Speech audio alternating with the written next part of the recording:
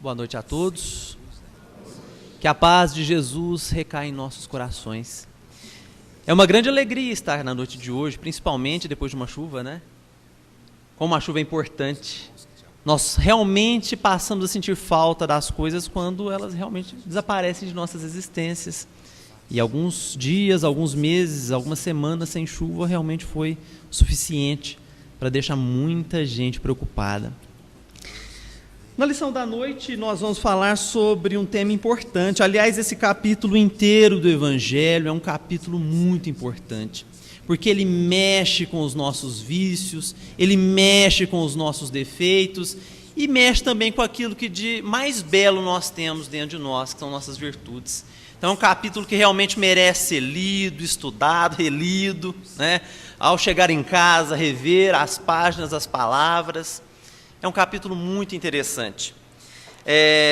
Do capítulo 9 do Evangelho segundo o Espiritismo, bem-aventurados os mansos e pacíficos.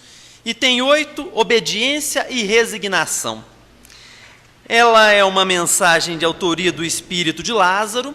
Ela foi obtida em Paris no ano de 1863. E nos ensina Lázaro. A doutrina de Jesus ensina sempre a obediência e a resignação. Duas virtudes companheiras da doçura, muito ativas, embora os homens as confundam erroneamente com a negação do sentimento e da vontade.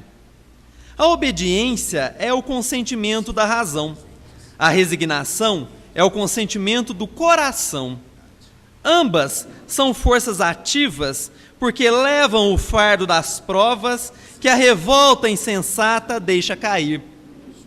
O poltrão não pode ser resignado, assim como o orgulhoso e o egoísta não podem ser obedientes.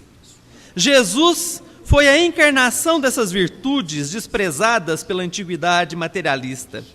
Chegou no momento em que a sociedade romana perecia nas fraquezas da corrupção e veio fazer brilhar, no seio da humanidade abatida, os triunfos do sacrifício e da renúncia à sensualidade.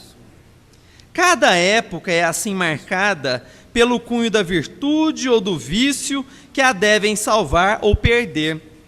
A virtude da vossa geração é a atividade intelectual. Seu vício é a indiferença moral. Digo somente atividade porque o gênio se eleva de súbito e descobre de relance os horizontes que a multidão só verá depois dele, enquanto a atividade é a reunião dos esforços de todos para atingir um alvo menos brilhante, mas que prova a elevação intelectual de uma época. Submetei-vos ao impulso que vimos dar aos vossos espíritos. Obedeceis à grande lei do progresso, que é a palavra da vossa geração. Infeliz do espírito preguiçoso, daquele que fecha o seu entendimento. Infeliz porque nós, que somos os guias da humanidade em marcha, o chicotearemos e forçaremos a sua vontade rebelde, com o duplo esforço do freio e da espora. Toda resistência orgulhosa deverá ceder, cedo ou tarde, mas bem-aventurados os que são mansos, porque darão ouvidos dóceis aos ensinamentos. Que assim seja. Assustadoras as palavras de Lázaro, não é? Freio, espora, marcha da humanidade. Duas palavrinhas importantes desse tópico do Evangelho. Obedecer, resignar. 2 verbos fortes. Verbos que ligam nossa essência de criaturas humanas à necessidade de agir. E Lázaro, muito sabedor dessas duas grandes realidades, vem nos ensinar a importância de colocarmos em prática esses 2 verbos, obedecer, resignar. O que é obediência? No que se trata a resignação? Né? Vem Lázaro e fala, não, a obediência é o consentimento da razão. E a resignação, o consentimento do coração. No que consiste obedecer? No que consiste a obediência? Quando nós falamos em obediência, a primeira coisa que vem em nossas mentes é submissão. A submissão. A primeira coisa que vem em nossas mentes é submissão, um indivíduo submisso, obediente a determinada coisa ou a algo, né? Só que a obediência não se resume apenas na submissão. A palavra obediência, ela remete a sinônimos interessantes que merecem ser observados por nós no entendimento dessas falas de Lázaro. Quando ele vem falar em obediência, ele está falando na questão da sujeição de vontade. E ele liga necessariamente a questão da obediência ao consentimento da razão. E aí nós fazemos uma pausa dessa importante análise entre obediência e razão. Obediência, meus caros, não é medo. A obediência, ela se difere do medo. Quando nós obedecemos a determinada coisa ou a determinada situação, muitas das vezes em nossas existências, é porque nós compreendemos aquela coisa, aquela situação. Lázaro, numa sabedoria infinita, vem dizer que a obediência é o consentimento da razão, e ele está coberto de verdade com relação a isso. Quando nós nos acatamos obedientes a determinada coisa, é porque racionalmente nós aceitamos aquela coisa. Quando existe uma regra social e nós obedecemos à regra, nós o fazemos por questões racionais, pela razão. Existe uma lógica que nos leva a agir daquela forma, daquela determinada maneira. Por um exemplo, estávamos falando na viagem de Pedregulho até aqui sobre o respeito às regras de trânsito. Como é importante obedecermos às regras de trânsito. Nós obedecemos às regras de trânsito porque nós temos medo de sermos multados, ou porque é o racional, é o lógico a ser cumprido. Existe todo um sistema de sinalização a qual nós devemos obedecer. E sem essa obediência, necessariamente, nós cometeremos algum acidente e levaremos algum prejuízo, ou a terceiro, ou a nós mesmos. Então nós obedecemos às regras de trânsito por uma questão racional, de lógica. E não porque temos medo de sermos multados, né? Tá que alguns às vezes exageram, né? Tem um pezinho um pouco mais pesado e às vezes acaba passando por algum radar, por alguma fiscalização e acaba levando a multa como uma forma de corrigenda, né? Como uma forma de retificação. Mas na lógica da coisa, ninguém quer ser multado. Quem aqui quer pagar uma multa? Ninguém, né? Quem quer perder pontos na carteira? Ninguém. Então, obedece-se àquela regra por uma questão racional, lógica. Eu vou obedecer, porque a partir do momento que eu estiver dentro das regras de trânsito, necessariamente eu não vou causar prejuízo a ninguém e vou manter a ordem no fluxo. Da mesma forma, Lázaro vem nos falar sobre a resignação. E essa palavrinha, resignação, ela é terrível. Nós, muitas das vezes, temos uma grande dificuldade de compreender a essência da palavra resignação. E principalmente no meio espírita, nós espíritas, muitas das vezes, aos olhos da sociedade, que não compreendem algumas lógicas que a doutrina vem nos trazer, nos ensinar, nós na doutrina às vezes somos taxados por criaturas que gostamos de sofrer, quando nós invocamos a resignação, como forma talvez de justificar os nossos momentos de dor, os nossos momentos de sofrimento. Resignação, de acordo com os dicionários, significa renúncia espontânea, submissão, respeito. E ela é muito diferente daquilo que a sociedade, às vezes ignorante, compreende como resignação, ligando esta palavrinha à covardia. Resignação não é covardia. A criatura resignada, ela não é covarde, muito pelo contrário. Há muito mais dispêndio de energias para se colocar em prática o sentimento de resignação do que para se curvar à covardia de determinado momento de dor ou sofrimento. O sentimento de resignação, a resignação como um todo, é uma virtude pela qual o indivíduo ele compreende a situação. Ele entende a situação pela qual ele está passando, pela qual ele está sendo submetido. E essa compreensão ligada num cunho racional, lógico, que permite o indivíduo vislumbrar de uma forma equidistante aquele problema, aquele momento de prova, aquele momento de expiação pela qual a criatura humana está passando. E a partir do momento que ele vislumbra de maneira distante o problema, ele consegue acalmar o seu ser interior. Não porque ele teme, não porque ele tem medo, mas porque ele compreende e porque ele tenta de maneira racional aceitar aquele momento de dor, aquele momento de sofrimento pelo qual está passando.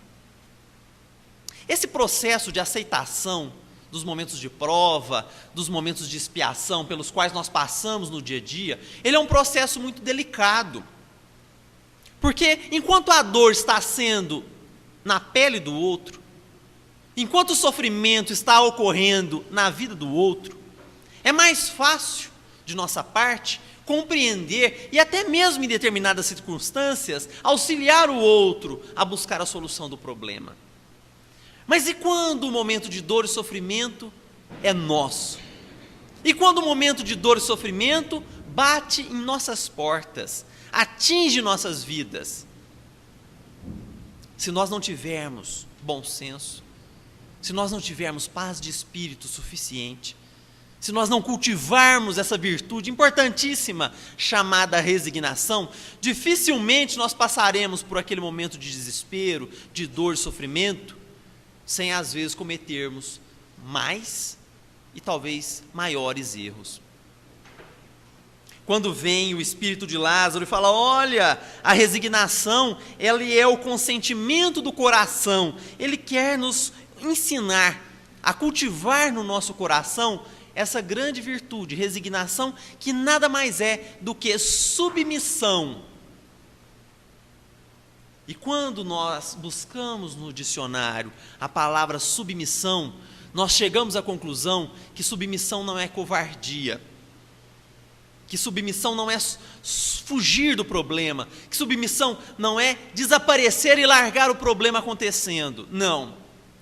O sentimento de submissão é o sentimento pelo qual o indivíduo ele acaba por apaziguando o seu coração e permitindo com que esse apaziguamento, essa paz de espírito, lhe permita vislumbrar as várias maneiras de se buscar a solução para a dor, a solução para o sofrimento.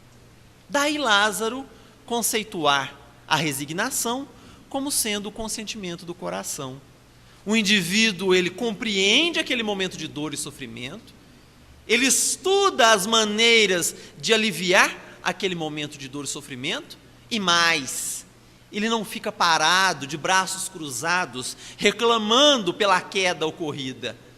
Ele vai buscar uma solução, ele vai buscar uma alternativa, ele vai buscar uma saída para aquele momento de dor, para aquele momento de sofrimento. Lázaro conceitua tanto a obediência como a resignação como sendo duas virtudes ativas e não omissivas. E isso é de uma enorme importância e retrata muito bem essas duas qualidades da criatura humana. São ativas porque o indivíduo que é obediente e resignado, ele não fica parado esperando a vida acontecer ou passar.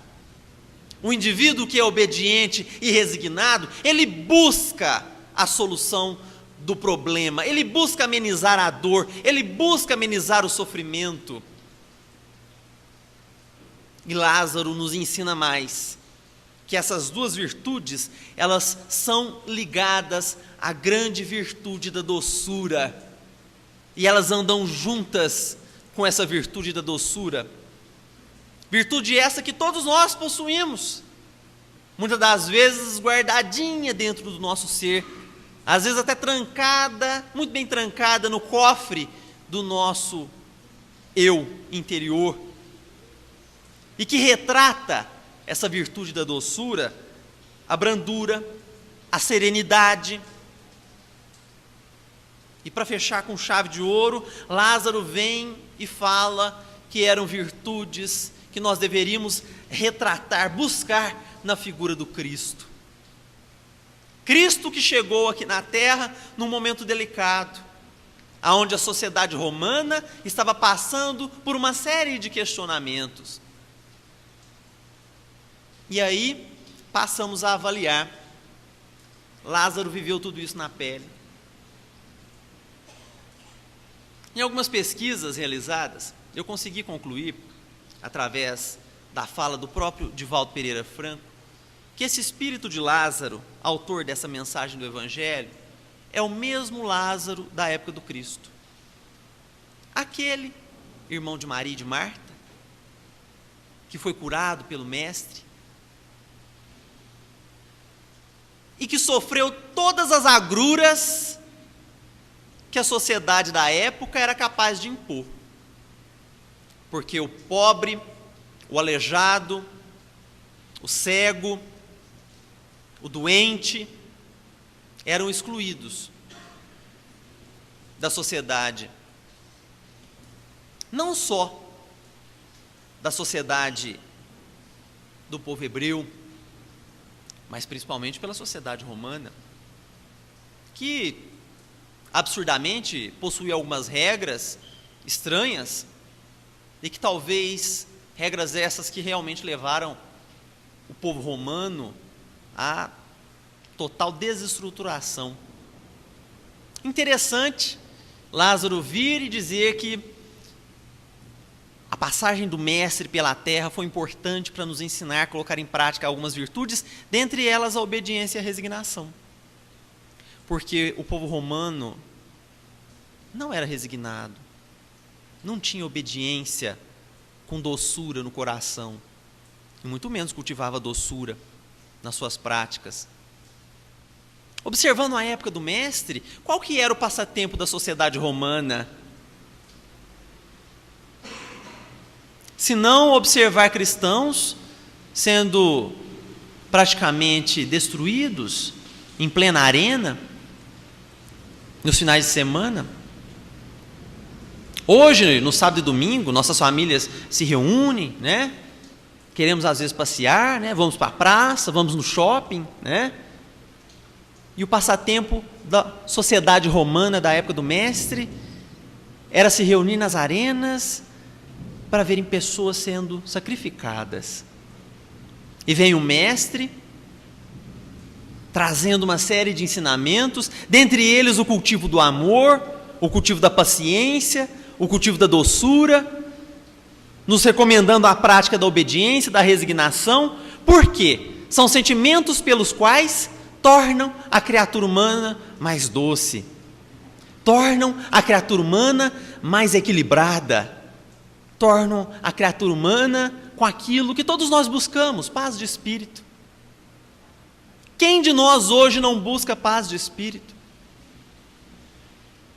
O milionário da atualidade não é aquele que possui grande fortuna em conta bancária, mas aquele que consegue, ao final da noite, colocar a cabeça no travesseiro e dormir com a consciência tranquila de não ter praticado mal a ninguém, de não ter prejudicado ninguém, de não ter feito mal a ninguém, de não ter perseguido ninguém.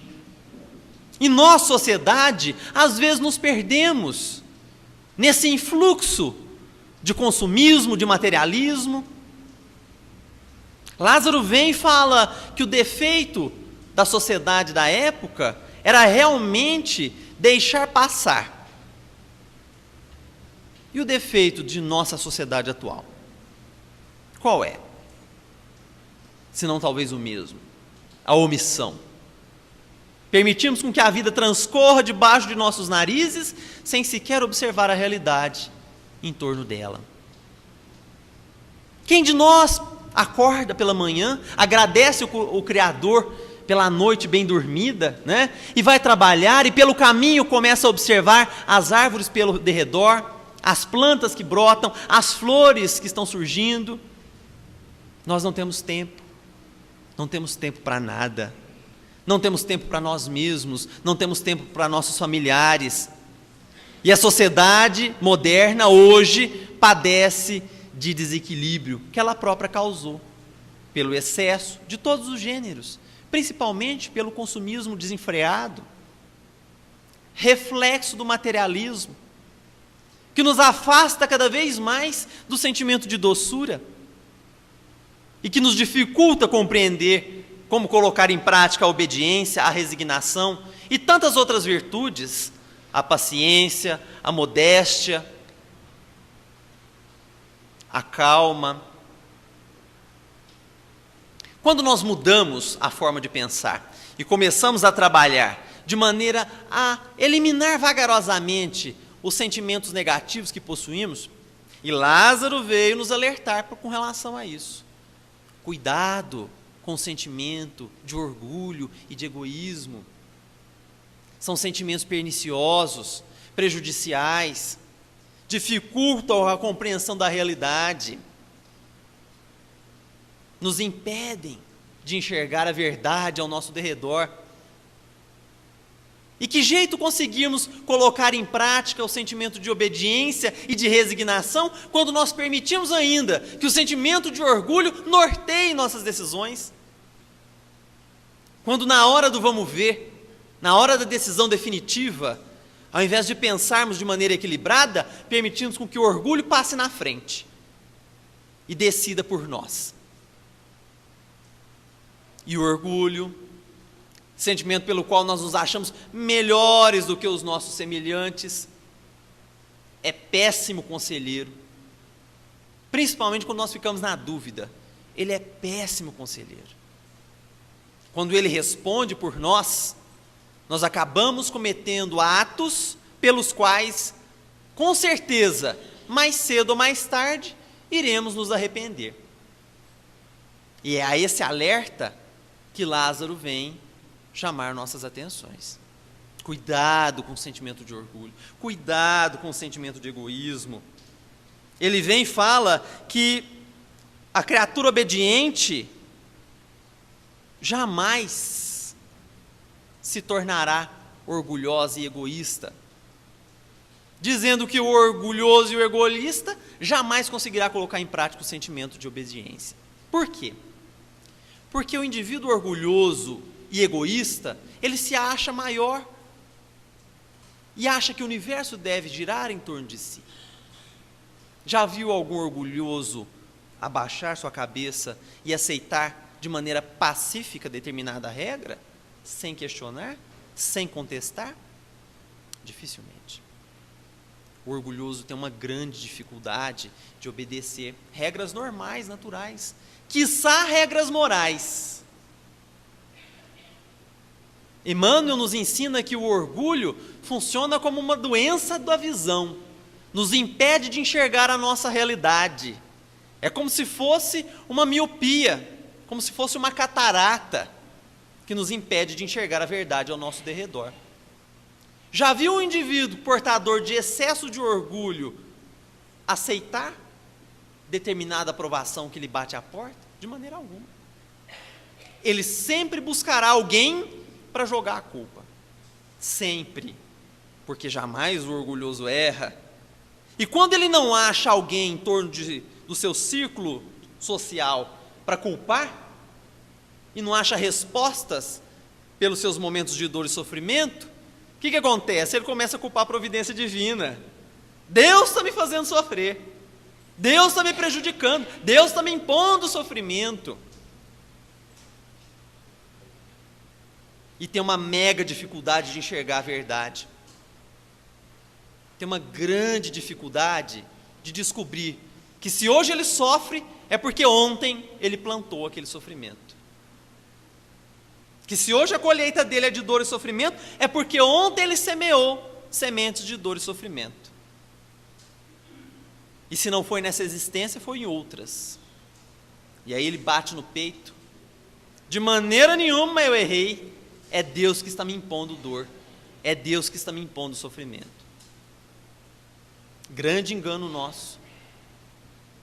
Por outro lado, o espírito de Lázaro também nos ensina que o indivíduo resignado, ele consegue combater um vício, um defeito importante que nós carregamos.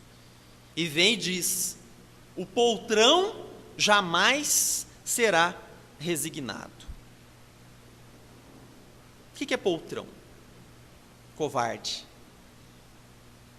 E realmente, se formos raciocinar de maneira lógica, o covarde jamais se resigna, porque a resignação presume compreensão, e o covarde não age por compreensão, o covarde age por medo, e a covardia talvez seja um dos grandes defeitos que nós ainda carregamos dentro do nosso ser, e que nós maquiamos de 1001 maneiras para não aparecer, porque aos olhos da sociedade, nos tornarmos covardes é fraqueza, é prejuízo, é problema, e a sociedade não admite criaturas covardes.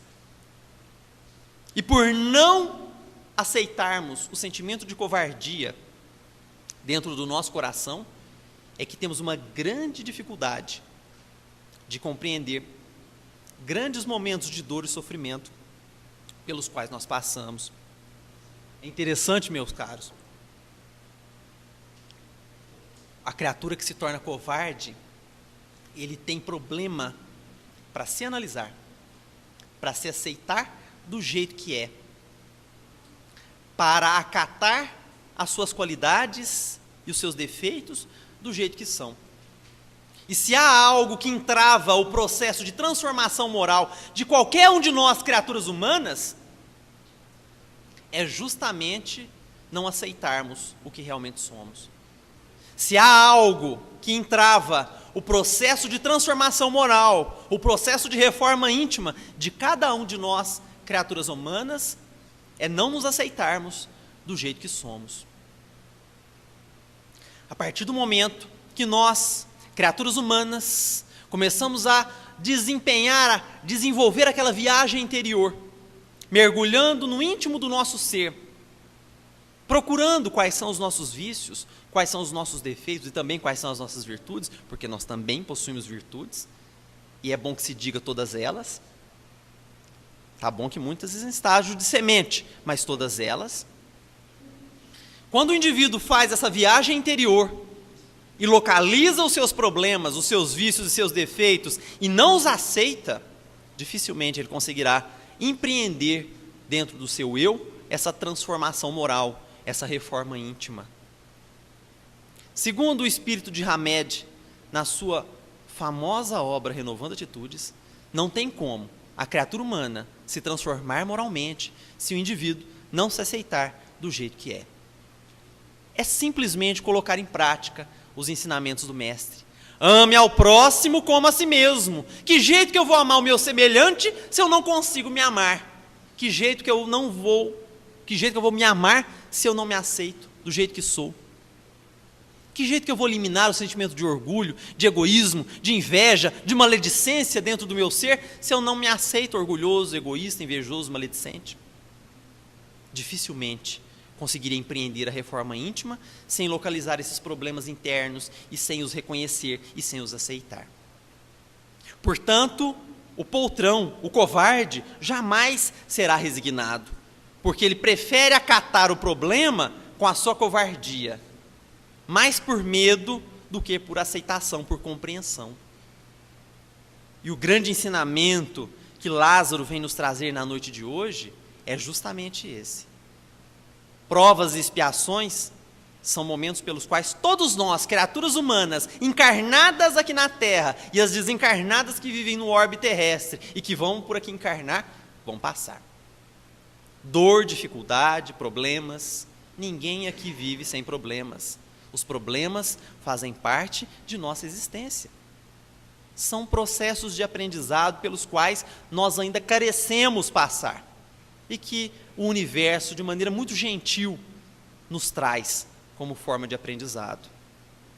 E a resignação e a obediência servem justamente para estudarmos esses problemas, compreendermos os problemas e parar de reclamar.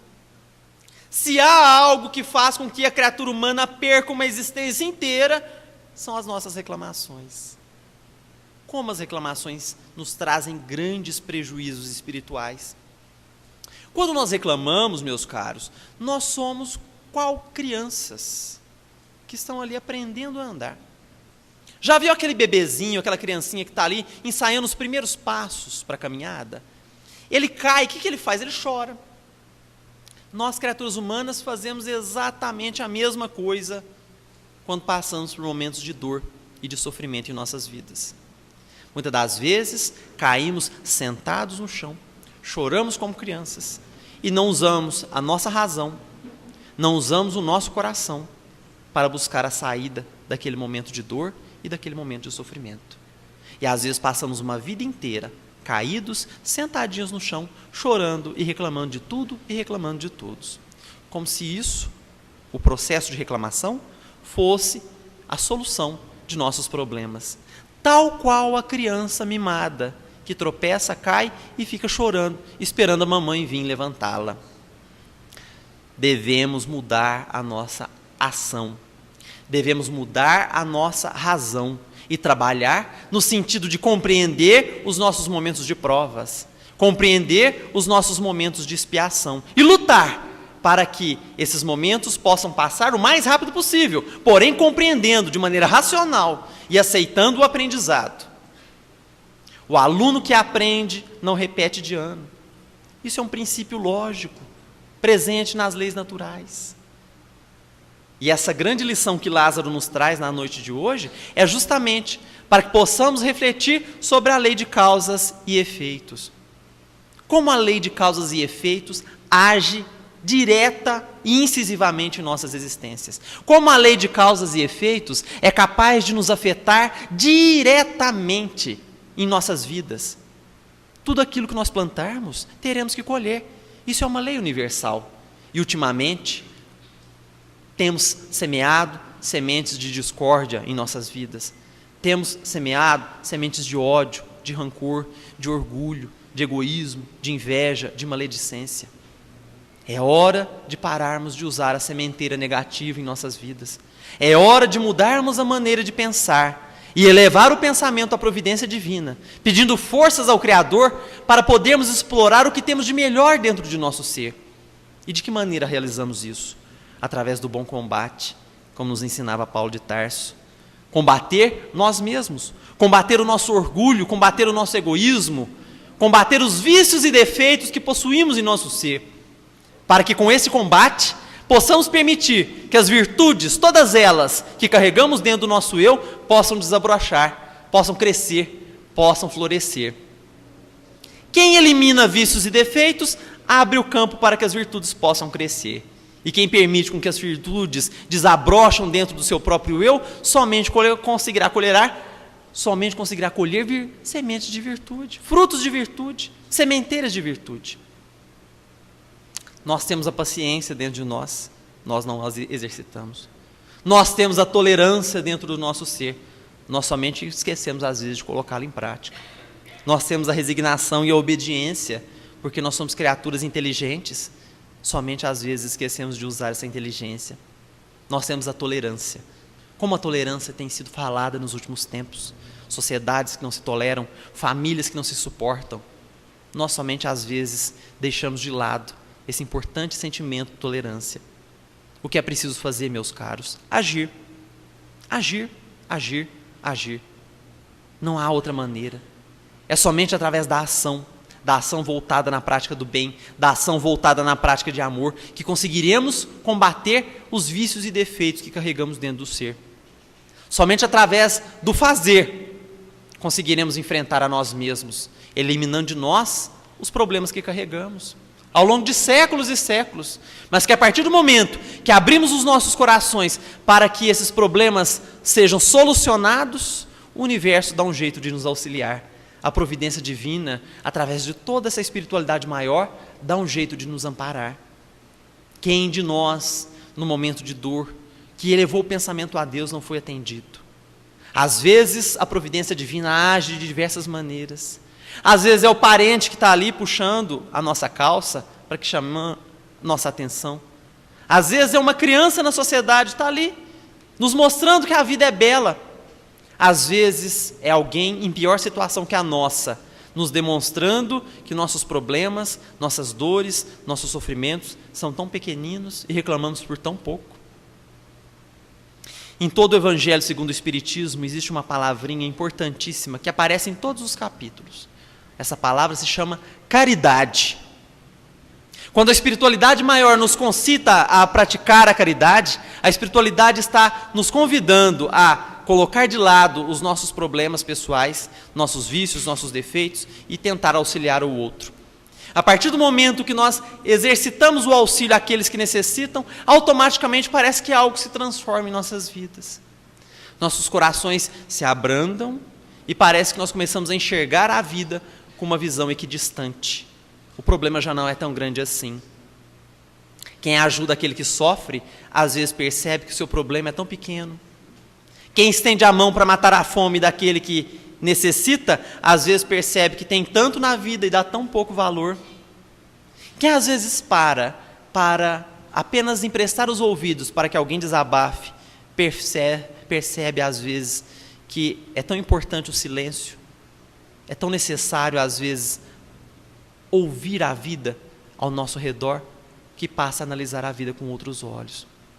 Portanto, meus caros, a chave para a solução de nossos problemas está em nossas próprias mãos. Basta agir. Basta não fazer como Lázaro alertou. Omitir. Cruzar os braços e reclamar. A partir do momento que consigamos abrir nossos corações para trabalhar as virtudes que possuímos, naturalmente a vida se transforma. Nossa consciência se abranda. Nós começamos a ganhar algo importantíssimo, paz de espírito, que nos dá serenidade para analisar os problemas com outros olhos. Talvez aquele monstro é tão pequenino, talvez aquela dor é tão pequena perto da dor do outro.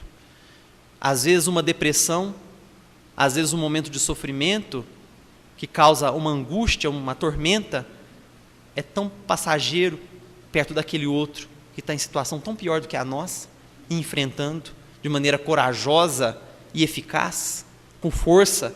E às vezes nós olhamos e falamos, nossa, aquela pessoa tem fé, eu às vezes não tenho, mas nós temos sim, nós temos porque somos criaturas criadas por Deus, nós herdamos algo do Criador, algo muito importante, que se chama amor. E toda criatura que carrega amor dentro do seu ser tem fé, tem esperança, pratica a caridade, tem paz de espírito, porque permite esse amor surgir. Façamos como Lázaro recomendou. Permitamos com que esse amor possa desenvolver dentro de nossos corações. Permitamos com que a luz do Evangelho seja capaz de iluminar nossas almas, transparecer em nossos caminhos a melhor trilha a ser seguida. Permitamos que a espiritualidade maior possa tocar nossos corações, para que compreendamos essas lições sublimes do Mestre. Amor é para que colocamos em prática esses ensinamentos gloriosos. Colocar em prática o ensinamento de amor não é apenas estender a mão para o outro, às vezes é também estender a mão para si mesmo, parar um pouquinho para se abraçar, para se valorizar, para se amar. Que jeito amar o próximo plenamente, sem antes aprendermos a nos amar?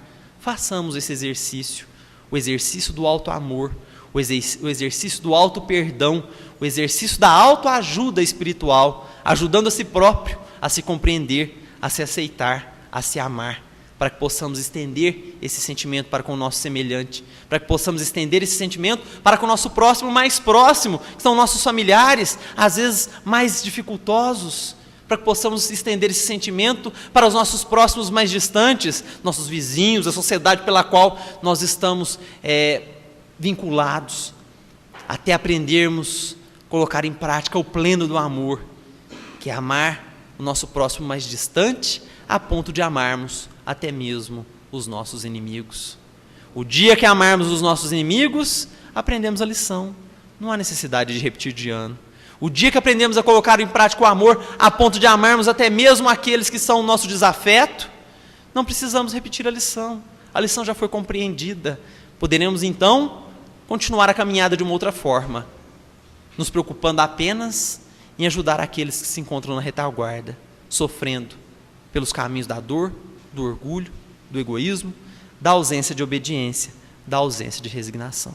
Que Jesus possa nos abençoar, que o Evangelho possa tocar os nossos corações.